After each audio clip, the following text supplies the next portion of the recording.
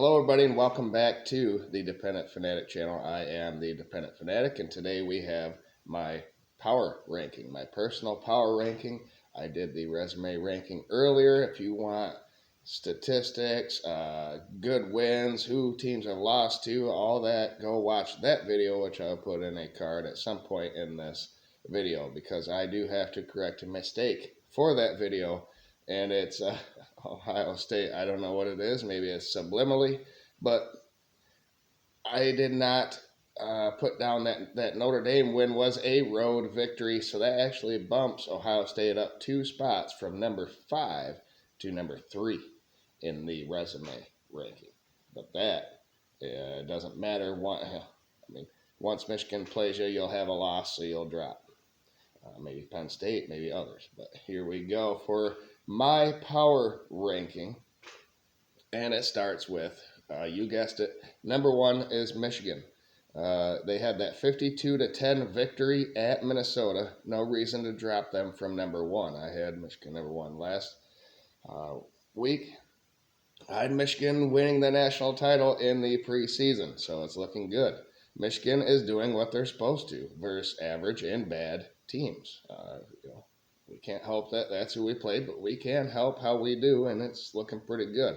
Up next for Michigan is Indiana, 2-3 Indiana team, who is coming off a bye, but I see a slaughter in their future. Number 2, I had an overreaction, just like a lot of people, of Georgia not performing how they should, and Michigan was doing that too, and I was kind of biased there. I'm sorry. But Georgia is back to number 2, where they belong. They finally put it all together in a 51-13 win versus Kentucky, an undefeated Kentucky team. Georgia finally had a brand name in front of them that they wanted to destroy, and they woke up. So they're back, and they're up to number 2, 3 spots up from the number 5 where I had them last week. There were some Georgia fans out there. I had them number 8. So, but it is what it is. And up next for Georgia is at Vanderbilt, a 2-5 team. So, good luck, Indiana, and good luck, Vanderbilt. Who's going to win their game by more, Michigan or Georgia? Let me know in the comments down below. Number 3 stays the same from last week, which is rare in this ranking. I think it's the only one, and that's Florida State. They handled business and were never threatened by Virginia Tech all game long. My question is, why didn't you beat them by more? First of all, you were one of the teams that cost me in my picks. I only had 2 losses against the spread out of 14. I was 2-12. You were one of them. But that's water under the bridge. I forgive you. I feel like, how good is Clemson, though, that road victory? I feel like I have Florida State too high, but that LSU game is still lingering in the back of my mind, and they're a good team. You know, they came back and beat Missouri last week, but they do have 2 losses, one of them Florida State. Next up for Florida State is Syracuse, who is a 4-2 team. Number 4 jumps up 7 spots from number 11 last week, just outside of my top 10. And I'm guessing you know who it is because I said it last week, Oklahoma. They had that game-winning drive versus Texas at the end of the game.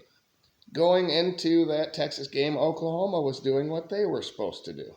Now, with the Texas win, they are looking formidable. I have them at number 4 right now. Next up is a bye week for them, so they can just sit back and watch all the other teams struggle while they prepare for their opponent in 2 weeks.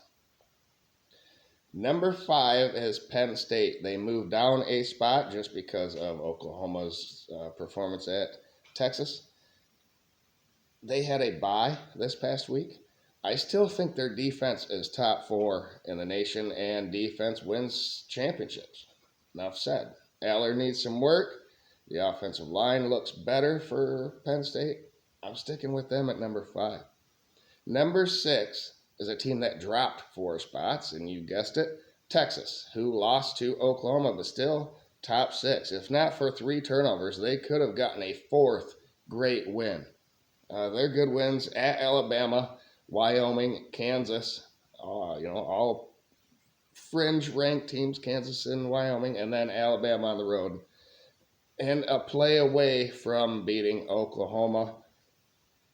A one loss versus a top 5 team did not deter me from keeping them at number 6. Texas is still really good. Up next, they have a bye week themselves. And number 7, down 1 spot from last week, is Ohio State. I'm still worried about that offensive line. Maryland looked like they were doing some things to you in the first half. But everything else for Ohio State is coming along, finally. Getting the ball to your playmakers, finally. Marvin Harrison had a good game. Ohio State should be number 3 in the resume ranking. I said that. I just wanted to make sure I forgot that Notre Dame was on the road. Up next for Ohio State is at Purdue, a 2-4 team. Number 8 is Oregon, the first Pac-12 team. I think I had 4 of them in these power rankings a couple weeks ago. They are slipping downward, but they are already about to play each other here. And Oregon had a bye. It wasn't their fault they went down, just that Oklahoma passed them. Beat someone better than a 4-2 Colorado team, and you'll get a shot this week. Up next is Washington, a team that is in the top 10 as well of mine. They are 5-0. Number 9, though, right ahead of Washington, was unranked in my ranking last week, and it is Alabama. They are back in here, yes. Quality wins versus Ole Miss and at Texas A&M. Their only loss is to my number 6 team, Texas, early in the season. 3 of Alabama's 6 games, really tough. Them 3 I just mentioned. When Milroe has time, he can be effective for Alabama.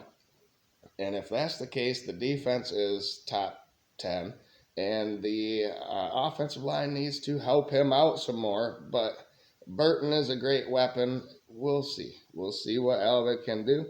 But it's promising from what I saw this past week. They make the top 10 for the first time, I think, this season. And at number 10, down 2 spots from last week, is Washington. They had a bye. They went down 2 spots because Alabama impressed me and Oklahoma impressed me. It's the same story for Oregon. Great offenses, pretty good defenses, except for Washington gave up some points to Arizona. And you're not USC. You're supposed to have a good defense. Same as Oregon. Beat a good team, and I will buy into you more. You will have opportunities, like I said, with Oregon, that you play them this week coming up at home for you. It's a 5-0 Oregon team. USC dropped out of the rankings because of that performance versus Arizona and previous performances. They do not pass the eye test on defense, and Caleb Williams only completed a certain amount of passes. He didn't look very good against them either. What is going on there, Lincoln Riley? I'd like to get in that guy's head. What does he care about? Winning or pizzazz? I don't know. And then Notre Dame also dropped out, taking their 2nd loss this week at Louisville. Them 2 teams actually play each other this week. So that will be interesting to see if either one of them can get back into my top 10 power ranking. But for right now, teams with seasons that are over, you got LSU, Notre Dame. Who else has 2 losses now? Clemson. There's more. I'm just forgetting them right now, but there's a lot of teams dropping out. I think there's only 13 undefeated teams, and I just gave you 9 of them. Well, 10 if you include USC there, just on the outside looking in. So thank you, everybody, for tuning in. That is my power ranking for Week 6 after week 6, going into week 7. And have a great day. But please subscribe and share with other people out there on social media or through word of mouth. And hit the bell for notifications once you do subscribe, because I have other videos that I do. So thank you, and just remember to have a great day out there. All these teams still have a shot and more. And it's going to be an exciting second half of this season coming up. It's where all the best games are.